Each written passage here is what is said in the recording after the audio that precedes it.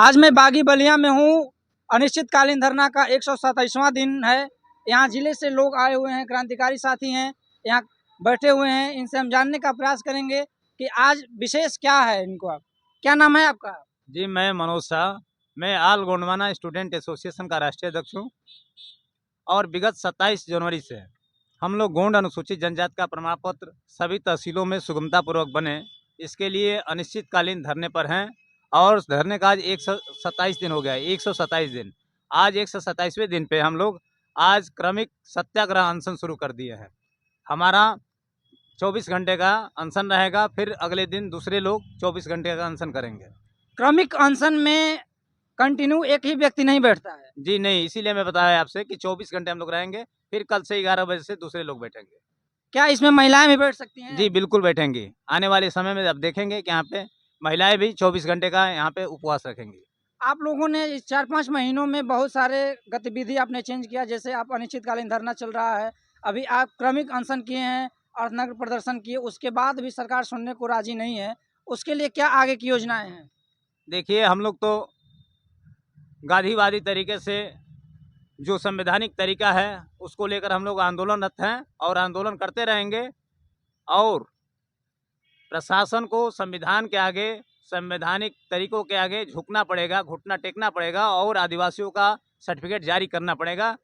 इसी आशा और विश्वास के साथ हम अनशन पर हैं और ज़रूरत पड़ी तो हम आमरण अनशन करेंगे। लगातार हम यहीं पे अपनी भूख हड़ताल करके अपनी जान दे देंगे, लेकिन हम यहाँ से जाएंगे तो प्रमाण पत्र लेकर ही जाएंगे, ये हमारा संकल्प है। क्या नाम है आपका? जी, मेरा नाम सुरेश शाह। मैं गोंडवाना गणतंत्र पार्टी युवा मोर्चा के प्रदेश महासचिव। काफी लंबे समय से पूरे यहाँ बलिया के कोने कोने से लोग कंटिन्यू धरने पे आते हैं। कब तक ये धरना चलेगा? जब तक प्रमाण पत्र नहीं मिलेगा सुगमता पूर्वक, तब तक ये धरना चलता रहेगा।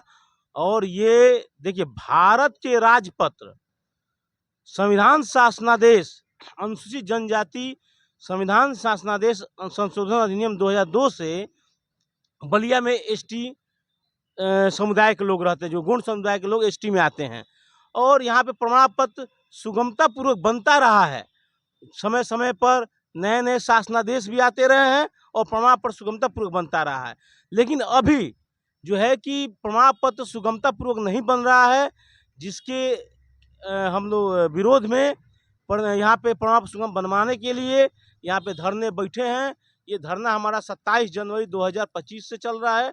आज जो है 2 जून 2025 को 127वें दिन ये धरना चल रहा है। और आज से हम क्रमिक सत्याग्रह अनशन पे बैठे हैं, जो कि हर रोज अलग अलग लोग बैठेंगे। हमारी मांग इतनी ही है कि जो शासनादेश है, शासनादेश के क्रम में प्रमाण पत्र जारी किया जाए, सुगमता पूर्वक जारी किया, जिसमें हिलावाली न किया जाए। बैठने वाले संख्या में लोगों की संख्या इजाफा होगा कि सिर्फ 2 ही लोग बैठेंगे? वो 2 लोग ही रहेंगे और आगे चल के यही क्रमिक अनशन आमरण अनशन की तरफ बढ़ जाएगा। अभी मेरे साथ युवाओं के सपोर्ट करता रोल मॉडल अरविंद गोंडवाना जी हैं, जो आगसा के संरक्षक हैं। इनसे हम बात करेंगे कि 4-5 महीनों से ये धरना चल रहा है, आगे की रणनीति क्या बनाया जाए जिससे समाज के युवाओं का भला हो सके। स्वागत है आपका। अभी आप आज से क्रमिक धरना चालू किए हैं, आप लोगों ने अर्थनगर प्रदर्शन किया, जो भी संवैधानिक तरीके से व्यक्ति लोकतंत्र में अपनी आवाज़ उठाता है, मांगता है, आपने हर प्रयास किया। इसके बावजूद आपने ये कदम उठाया है, आगे की और क्या रणनीति रहेगी? देखिए, मेरे हाथ में जिला प्रशासन और तहसील प्रशासन द्वारा माननीय उच्च न्यायालय इलाहाबाद के समक्ष प्रस्तुत शपथ पत्र है। इसमें जिलाधिकारी और समस्त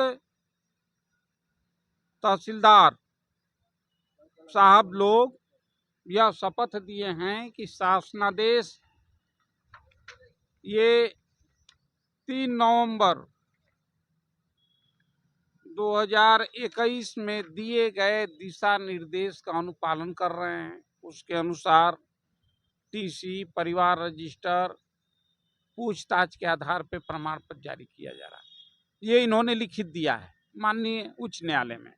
लेकिन व्यवहार में देखा जाए तो प्रमाण पत्र जारी नहीं हो रहे हैं। ऑनलाइन आवेदन करने पर आवेदन अस्वीकृत कर दिया जा रहा है। हर तहसील पर उत्पीड़न है और गौड़ समुदाय का उत्पीड़न चरम सीमा पे है। लोगों में आक्रोश है।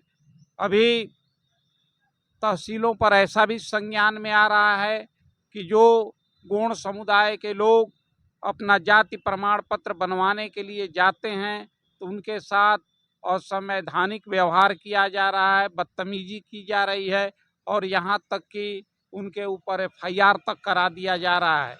अभी देखिए, आपके बात के दौरान मुझे एक अभी तत्कालिक घटना याद आ गया। सिकंदरपुर में किसी महिला का घटना बड़ा वायरल हो रहा है, क्या है उसकी सच्चाई? हम तो वही कहना चाहते हैं कि संविधान संशोधन अधिनियम 2002 द्वारा बलिया जिले में निवास करने वाले गौड़ जाति को अनुसूचित जनजाति के रूप में मान्यता दी गई और यह 2025 चल रहा है। मैंने 23 वर्ष पूर्व बलिया के गौड़ को शेड्यूल ट्राइब में दर्जा दिया गया। उसके पहले शेड्यूल कास्ट में आते थे और तब से लेकर आज तक ये समुदाय अपने संवैधानिक अधिकार, अपने प्रमाण पत्र के लिए दर दर भटक रहा है। और अगर सुगमता पूर्वक प्रमाण पत्र जारी कर दिया जाता तो ऐसी घटनाएं नहीं घटित।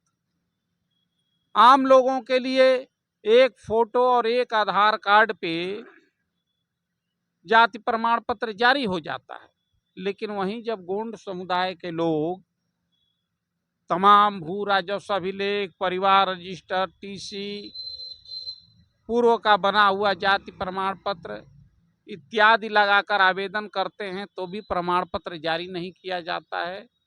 उनका उत्पीड़न किया जाता है, उनको बारंबार दोहराया जाता है।